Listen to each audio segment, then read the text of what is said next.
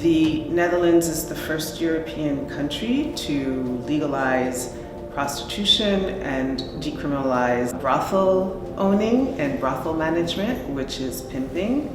Amsterdam as a whole is a little bit confused on where they stand when it comes to this issue. People have the feeling that this is a clean sector, this is where you can go to be an ethical sex buyer. This is not the case.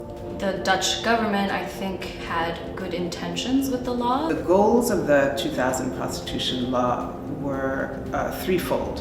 One, they wanted to curb the violence in prostitution, curb sex trafficking. They wanted to end child sex trafficking, child sexual exploitation, and they wanted to offer services for people in prostitution. These three goals have not been achieved, and in fact, it's been a miserable failure. The numbers do show us the majority of women in the Dutch sex trade are now from impoverished foreign nations. On one hand, they're trying to uphold this as a place where it's accepting and everybody's free to do what they want and prostitution is normalized. But on the other hand, we'll try to argue that they are putting in safety measures, which implies that they recognize that this can be dangerous and harmful, but then the safety measures are actually not that safe. Why is there still violence within the system of prostitution? They have a very hard time recognizing that the violence, the stigma, the discrimination, the torture is inherent to the system of prostitution.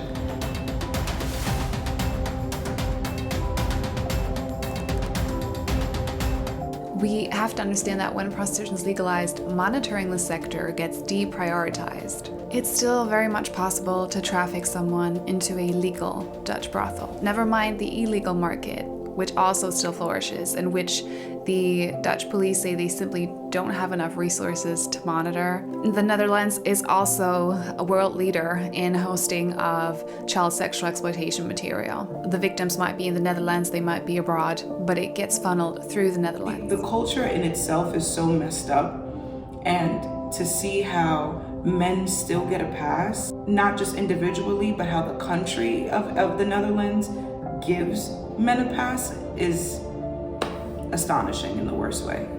The mentality of sex has a monetary value, women's bodies have a monetary value, it spills out into society. The most prominent example is a major Dutch nursing and carer union having to do a public campaign to educate that it's not acceptable for patients to request any sexual acts from their intimate carers or any other healthcare personnel because it's such a rampant problem. What we have seen in the last 24 years, and this is recognized by the government itself, the Dutch government itself, is that it's absolutely impossible to control the system of prostitution. It's impossible to control the violence in it.